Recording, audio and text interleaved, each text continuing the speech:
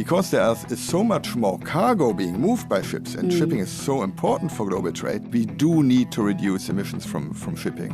Hello, this is the Weekly Tradecast, a podcast brought to you by UNCTAD, the UN's trade and development body. I'm Sarah Toms. We're exploring how major events are shaping trade and development and how that affects billions of people around the world. This week, we're looking at decarbonising or reducing carbon dioxide emissions in our ports and ships.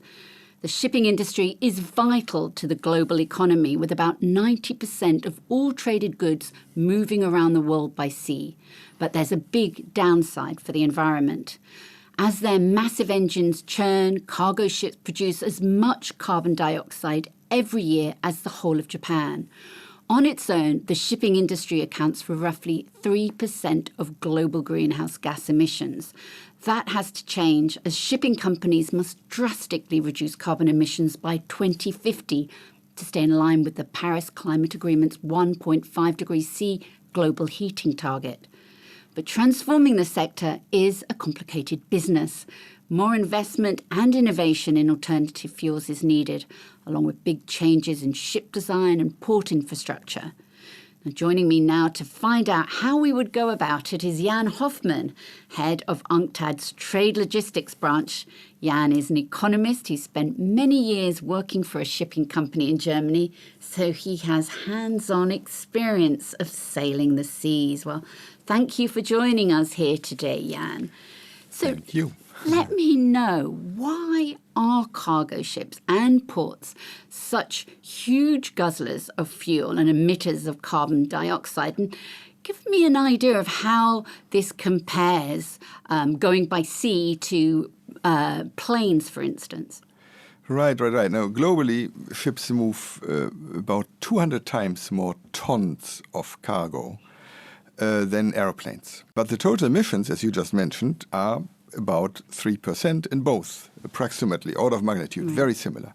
In terms of fuel efficiency, large container ship burns 3 grams per ton of cargo per kilometer, while a plane moves or burns more than 400 grams. So this difference, 3 grams versus 400 grams, shows the difference in efficiency. Right. But yes, because there is so much more cargo being moved by ships and shipping is so important for global trade, we do need to reduce emissions from shipping. Well, what options do we have then to do this for cleaner fuels, for instance, and what are the challenges? There are a number of alternative fuels, but none as of today is as efficient, as energy dense as the classical bunker fuel. We are talking about green methanol, ammonia, hydrogen. The challenge is that in previous energy transitions, the shift from sail to coal or from steam to oil, the new solution was less costly, it was better. Now, in this energy transition, in this changing of fuel for the shipping industry, the new solution is not as efficient, but the costs that we are reducing are the external costs. They're the cost to society, to future generations. So this we must reduce, of course, but it's not as easy and self-financing as the previous transitions. And I understand you're currently working on a review of maritime transport. You suggest the possibility of using not just one fuel.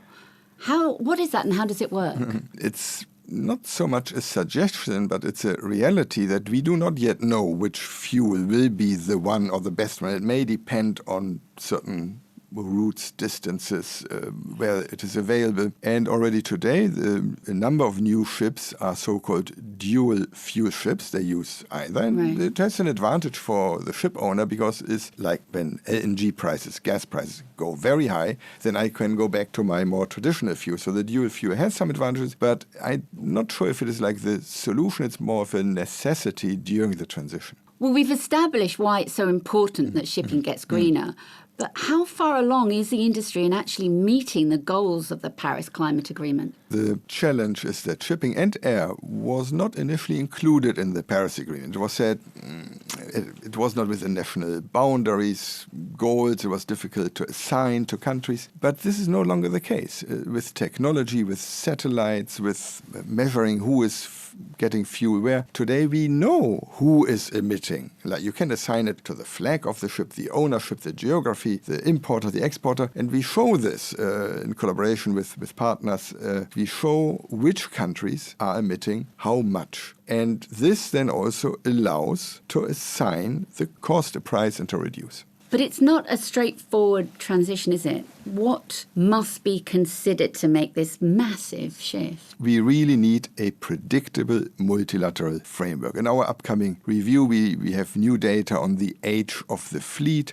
The fleet is getting older while it should get younger. We should have more and new and more efficient ships, but investors are waiting. Investors are not sure what will be the future price of fuel, future technology, future regulation. So we need a multilateral framework, not a regional patchwork.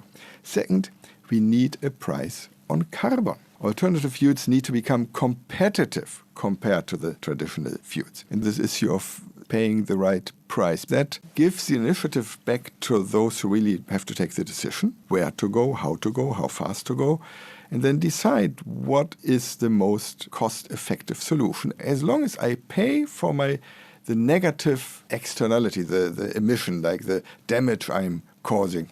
So we are pleased to see there's a real shift in terms of that this is accepted. Now, even 5 years ago, this was very controversial. I think we are getting there. A price for carbon that achieves two things and makes alternative fuels competitive, and that leads to my third point, it can generate funds. And these funds are necessary because we need to ensure that the most vulnerable economies do not pay an undue price for the transition. The same countries that are most negatively affected by climate change should not be the ones also most negatively affected by this transition. And again, we reiterate, we need to decarbonize, but we also need to make sure that those who are affected by lower connectivity, lower speeds, more expensive shipping, get support. And in UNCTAD, we can actually help them with support in smart ports, trade facilitation, customs automation, port management. There are quite a few things where we can then help them to somehow compensate for the additional costs that we cannot avoid during the transition. What are the consequences for developing countries, and how can they possibly afford to support this transition? Because it is going to be expensive. The developing countries are a very diverse group. They're very different interests. Some are major exporters of raw materials, of agricultural products, and so on. Others really do not have the diseconomies of scale. Others are very far away. They have very small markets, very low connectivity. So I wouldn't really put all developing countries in one group, but we did this impact assessment on some upcoming measures. And we started with a blank piece of paper. We didn't have any preconceived views or so, but the conclusion clearly was that small island developing states and a number of least developed countries are more negatively affected by these. And still, they are also the ones more negatively affected by climate change. We need their votes, we need their support. They have to agree to consensus to new measures. But to do this, they also need to be assured that they will not be the ones paying a disproportionately higher price for this transition. The price on carbon can be combined with providing the funding to generate this support which will be necessary. And what would compel the shipping industry to use a progressively greater share of low and zero carbon fuels? It's economics.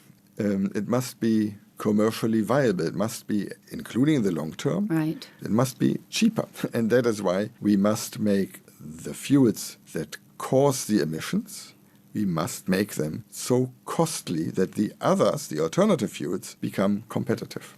Thanks so much, Jan. That was UNCTAD's Jan Hoffmann, who was this week's guest.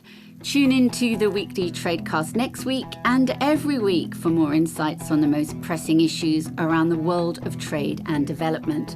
And there's even more on our website, unctad.org. I'm Sarah Toms in Geneva. Goodbye for now.